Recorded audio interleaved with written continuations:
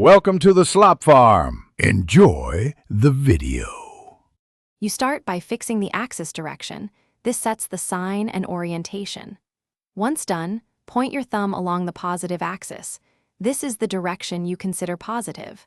Next, align your fingers so they curl from the position vector toward the force direction, because the curl determines rotation sense. Make sure to visualize the shortest rotation from R to F. This gives the moment sign and magnitude. You're now ready to form the classic right-hand curl that encodes both direction and handedness. You now perform the curl. Place your fingers along R and sweep them toward the force vector. The path of your fingers shows the rotation sense.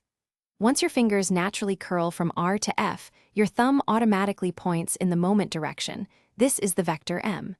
If you calculate, M equals R cross F, so the magnitude equals R F sin theta, the direction matches your thumb.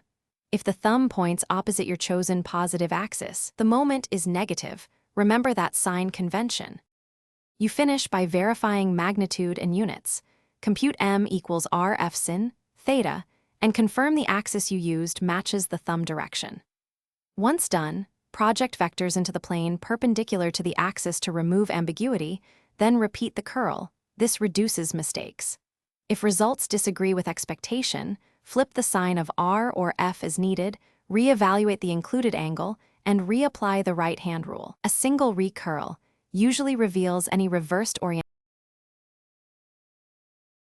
Thanks for watching. Consider subscribing if we helped you today.